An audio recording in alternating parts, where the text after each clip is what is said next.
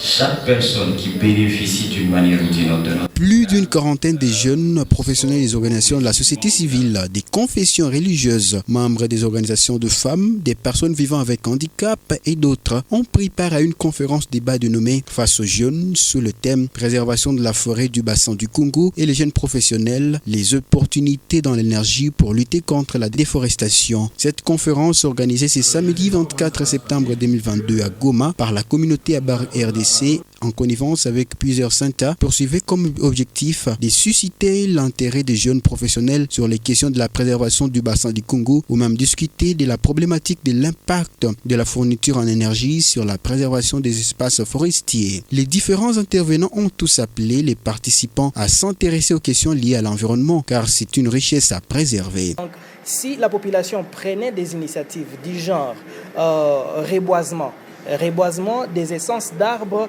qui sont du genre à servir comme charbon de bois ou bois d'œuvre, si la population prenait en compte les initiatives énergétiques et se les approprier du genre biogaz ou énergie hydroélectrique ou du genre foyer amélioré, charbon de bois amélioré, nous pouvons tous d'une manière ou d'une autre lutter contre l'endommagement de cette biodiversité. Vous savez que la forêt du bassin du Congo, c'est le deuxième poumon de la planète.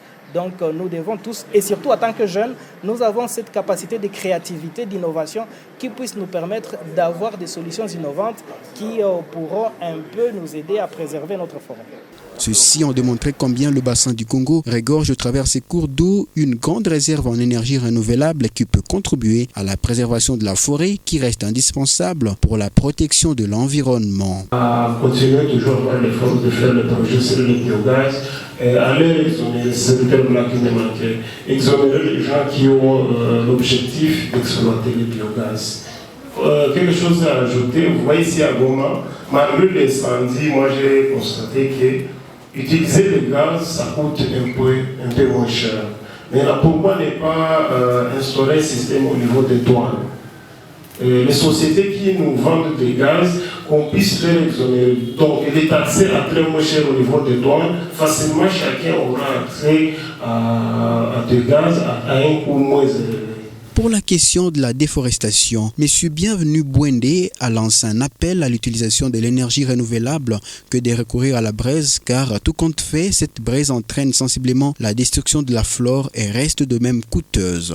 Et comme nous l'avons dit dans notre intervention, c'est que la question de la déforestation elle touche particulièrement le parc national de Virunga, qui est une aire protégée et qui s'allonge pratiquement sur toute la province du Nord Kivu. Et donc notre message était que c'est possible de créer des richesses sans avoir à détruire les ressources écosystémiques, particulièrement celles du parc national de Virunga. À l'issue des échanges, les jeunes ayant préparé cette conférence se sont tous engagés à se lancer dans cette lutte pour la protection du bassin du Congo et l'exploitation des opportunités en énergie renouvelable. Moi, c'est Jessica Pilipili, je suis mentor à Seine-Goma. Il y a des opportunités que je peux recevoir en protégeant la forêt. Par exemple, quand on fait de reboisement, quand tu plantes des arbres, ça peut te permettre dans la création de bois de chauffe, ça peut aider la population et ça peut m'aider moi en tant qu'entrepreneur.